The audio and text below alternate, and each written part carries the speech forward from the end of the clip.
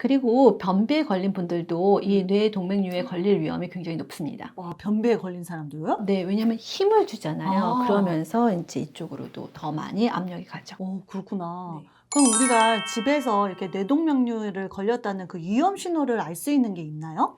보통은 뇌동맥류는 증상이 없어요. 어. 근데 이런 증상이 있을 때는 조심해야 된다라는 것들이 있습니다.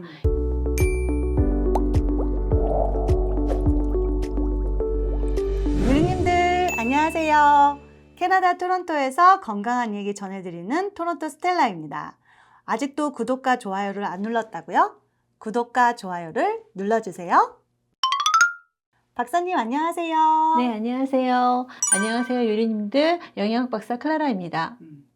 박사님, 오늘 그 뇌동맥류에 대해서 저희가 알아볼 건데 뇌동맥류는 뭔가요? 뇌동맥류는요, 혈관이 약해져서 이렇게 그 혈관 한쪽이 풍선처럼 부풀어 오른 상태예요. 이게 터지면 뇌출혈의 위험이기 때문에 굉장히 위험한 질환입니다. 그럼 이 뇌동맥류는 누구누구에게 잘 걸리는 건가요? 보통 40대에서 60대에서 많이 생기고요. 여성이 남성보다 이 발생률이 한 1.5에서 2배 정도 그렇게 높아요. 그리고 파열 위험은 두세 배가 더 높죠. 그리고 가족력에 있으신 분들이 훨씬 더 많이 걸리시고요. 고혈압이나 동맥경화 또는 흡연을 하시는 분들이 더 많이 걸리십니다. 그리고 변비에 걸린 분들도 이 뇌동맥류에 걸릴 위험이 굉장히 높습니다. 와, 변비에 걸린 사람도요? 네, 왜냐하면 힘을 주잖아요. 아. 그러면서 이제 이쪽으로도 더 많이 압력이 가죠. 그렇구나. 네. 그럼 우리가 집에서 이렇게 뇌동맥류를 걸렸다는 그 위험 신호를 알 수 있는 게 있나요? 보통은 뇌동맥류는 증상이 없어요. 어. 근데 이런 증상이 있을 때는 조심해야 된다라는 것들이 있습니다. 음. 예를 들어서 이제 한쪽 눈이 이렇게 이제 꺼지거나 어. 또는 이제 복시 여러 두 가지로 이렇게 보이는 것, 그리고 두통과 어지럼증, 그다음 구토가 일어나는 증상, 그다음에 이제 목 뒤가 뻣뻣했을 때 그런 증상들이 우리가 뇌동맥류의 증상일 수가 있습니다. 고혈압이나 흡연, 동맥경화가 있으신 분들은 정기적으로 병원에 가셔서 검사를 하셔야 합니다. 그럼 뇌동맥류를 예방할 수 있는 방법이 있나요? 네, 있어요. 예방할 수 있는 방법은요, 우리가 금연을 하고, 그 다음에 혈압 조절을 하고, 그 다음에 꾸준한 운동을 하는 것이 중요합니다. 그리고 스트레스 관리를 잘 하셔야 되고요. 그 다음에 과도한 음주와 그 다음 식습관 관리를 잘 하셔야 합니다. 그리고 정기적으로 우리가 이제 뇌동맥류 검사를 하는 것이 굉장히 중요하죠. 마지막으로 영양제를 챙겨 드시는 것도 도움이 됩니다. 그럼 뇌동맥류에는 어떤 영양제가 도움이 되나요? 혈액 흐름에 도움이 되는 것들이 있어요. 오메가3라든가 안티옥시던트라든가 또는 그 다음에 비타민 B 컴플렉스도 도움이 되죠. 그럼 오메가3는 뇌동맥류에 어떤 도움이 되나요? 오메가3에는요, EPA와 DHA라는 성분이 있어요. 이게 염증을 줄여주고 혈액 흐름을 좋게 해주고요. 혈액 점도도 낮춰주기 때문에 우리가 뇌동맥류에 압력이 생겨서 이게 생기는 거잖아요. 꽈리 같은 게 그것을 막아줄 수가 있는 거죠. 그리고 혈압을 안정화시키고요. 혈관 내벽을 보호해 줄 수 있고요. 그 다음에 혈관 경직을 완화시킬 수가 있습니다.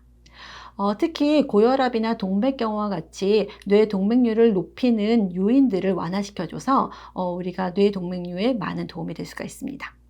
그럼 박사님, 안티옥시던트 7은 뭔가요? 이 뇌혈관 건강과 어떤 관련이 있어요? 안티옥시던트 7은요, 우리 혈액 흐름에 가장 좋은 항산화제 7가지를 모아놓는데 솔직히 7가지보다 더 많이 들어있어요. 안티옥시던트는요, 강력한 항산화제인 코엔자임 Q10, 알파리포산, 글루타치온을 가지고 있고요. 그리고 NAC와 비타민 B12, 비타민 B9, 또 비타민 C와 베타카로틴, 비타민 B6를 가지고 있습니다. 박사님, 그럼 비타민 B 컴플렉스는 어떤 도움이 되나요? 비타민 B 컴플렉스는요, 혈관 건강, 그 다음에 뇌 건강 뿐만 아니라 호모시스테인 농도를 낮춰주는 데 도움이 될 수 있어요. 호모시스테인은 아미노산 대사물 중에서 하나인데요. 얘네들이 혈관 염증을 유발시키고 혈관을 손상시키는 작용을 합니다. 그래서 동맥경화와 뇌 질환을 훨씬 더 많이 유발을 할 수 있죠. 특히 비타민 B6, 비타민 B9, 비타민 B12는요, 호모시스테인을 무해한 성분으로 분해해서 우리가 뇌동맥류의 발생을 완화시킬 수가 있습니다. 그러면 이 3가지 영양제를 같이 먹어도 되나요? 네, 이 3가지 영양제를 같이 먹어도 좋습니다. 오메가3는 혈액순환을 개선하고요. 그 다음 안티옥시던트 7은 혈관 세포를 보호하는 항산화제 역할을 합니다. 그리고 비타민 D 컴플렉스는요, 혈관 건강과 뇌신경을 보호하는 역할을 해요. 이 세 가지 영양제를 드실 때는 아침 식후에 비타민 B 컴플렉스를 드시고요. 점심 식후에 안티옥시던트 7과 오메가3를 같이 드시는 것이 좋습니다. 근데 이미 그 뇌동맥류 진단을 받은 사람들도 이렇게 영양제를 먹어도 되는 건가요? 먹어도 되는데요. 담당 의사하고 또는 약사님하고 같이 얘기를 해보시는 게 좋습니다. 특히 혈압이나 당뇨, 그 다음에 고지혈증이 있으신 분들은 위험 요인이 있기 때문에 주의하셔야 되겠고요. 특히 항응고제를 드시는 분들은 더더욱 더 조심하셔야 합니다. 그럼 뇌동맥류 예방을 위해 집에서 할 수 있는 관리법이 있을까요? 제일 중요한 거는요, 혈압을 조절하시는 거고요. 그 다음에 운동이라던가 스트레스 관리도 중요합니다. 그리고 식단 관리가 중요한데 녹황색 채소라던가 견과류, 그 다음에 생선 같은 것들을 좀 더 많이 드시는 것이 도움이 될 수 있습니다.